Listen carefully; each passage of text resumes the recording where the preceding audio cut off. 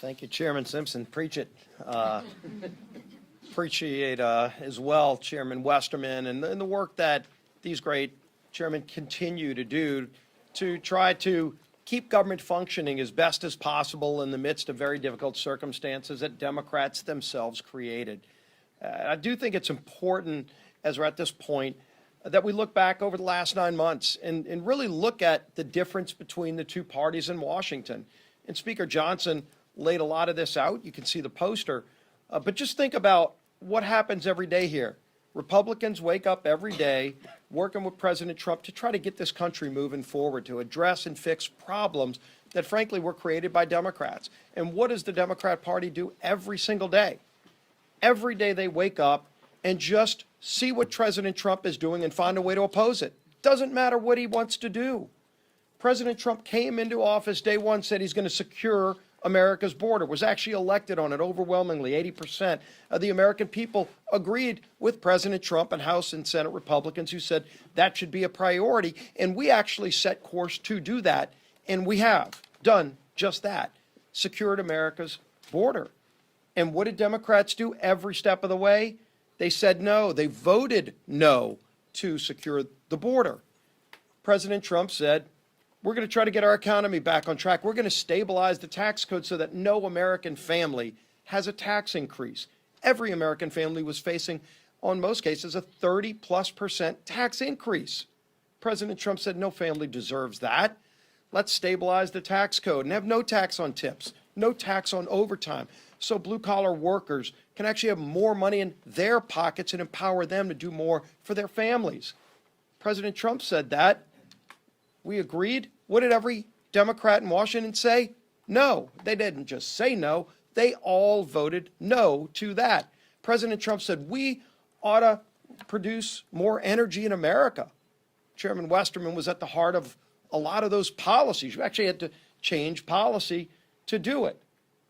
So Congress and President Trump worked together to lower prices at the pump. Every American family today is benefiting from those great policies because they're paying less when they fill up their car every single day. And you would think, gee whiz, that would be a good area where all people in Washington, Republicans and Democrats, come together. But because President Trump said yes, what did every Democrat say? No. Every Democrat voted no to lower your energy costs, just because President Trump said he was going to do it. President Trump also said, I'm going to do something that no president in decades had done, and that is modernize our air traffic control system. It seemed like at least once a month at some airport in America, big, medium, small, there was a near miss where an airplane almost ran into another airplane. In some cases, did tap or run into another airplane.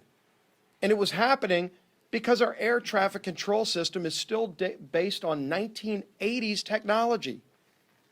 I was actually a student of computer science and learned how to program computers in the 1980s when we had floppy drive disks. You have to Google what that is today because we don't even have them anymore, except where? At all of our major airports across America. LaGuardia running on floppy disks from the 1980s. And President Trump said, we ought to do something about that. We ought to fix it.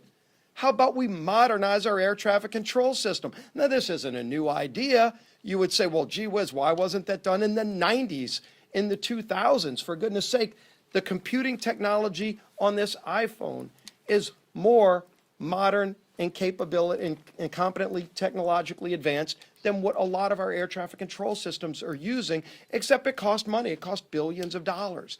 And so previous presidents, Republican and Democrat alike, just didn't have the time or the priority to find the money to go modernize that system. And so some days flights across America would get canceled. It was happening over and over again, at least once a month, anywhere in America, disrupting the lives of American families who just kind of figured, I guess that's just the way it is because government's in charge. Well, Donald Trump said, all right, we're going to change things because that's what Donald Trump does. He finds a problem and he works to fix them. And again, you would think everybody would come together and say yes, except because Donald Trump said it, every Democrat had to say no. And in fact, when we put it in the bill, every Democrat voted no against modernizing our air traffic control system, just because it was Donald Trump's idea. This is a sick and twisted and lost, rudderless ship of a political party. That's who we're dealing with.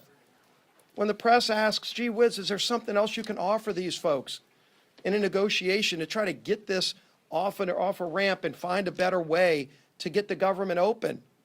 The speaker's told you over and over again, there's something we could negotiate with, but when the party is so rudderless and morally bankrupt that just because President Trump has an idea, the Democrat Party's visceral reaction is just to say no. Right now, he's actually renovating the White House, building a new ballroom.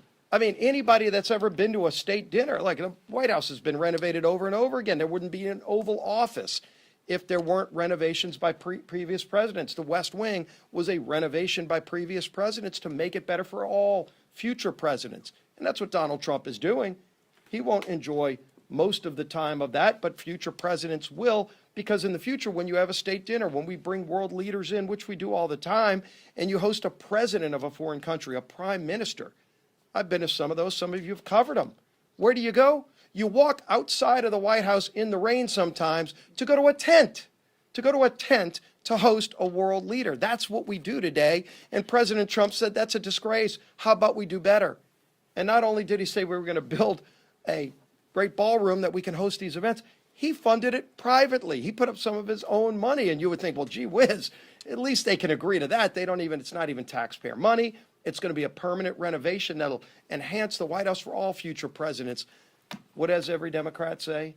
They say no to that. They say no to everything he does because they just are angry about the results of the election from last year. They're upset with the American people because the American people said we want somebody who's going to wake up every day and say, how can I solve Middle East peace? I'm not going to take no for an answer. I'm not going to take the old failed ways of doing it for an answer. I'm going to figure out a way to go do it, and he does. How do I work to help improve the lives of Americans? He goes and finds a way to say yes, and because he says yes, Democrats find a way to say no. It's a disgrace. It's a disgrace, but now it's having real impacts on American families. With this shutdown, it's not just their everyday feud with Donald Trump. It's become now a problem where American families are paying the price. Let's talk about what just came out a couple of days ago. The USDA sent a letter to all of the states saying, quote, if the current lapse in appropriations continues, there will be insufficient funds to pay full November SNAP benefits for approximately 42 million individuals across the nation. 42 million people across America are going to suffer from those SNAP benefits that they count on. Right before Thanksgiving, because Chuck Schumer and Democrats are so angry with President Trump that they just want to find a way to say no. And when they say no, now they're saying no to 42 million families who will go without food so that Democrats can show their far-left radical base that they're fighting President Trump. As if they've got to show off to some radicals who come march on the mall and hold up effigies to murder the president, 8647, you saw the signs. Over 800,000 people in my home state of Louisiana get food benefits through the SNAP program. Yesterday we talked about Senator Ossoff, who one Senate aide said on the record to The Hill in that article, said that he's more afraid of if he votes to open the government, he will lose the clicks he's getting from foreign states and the small donor donations that add to about $3 million. That's what he's afraid of. Well, let's look at Senator Ossoff's state of Georgia. 1.4 million people are going to face losing SNAP benefits just in his home state.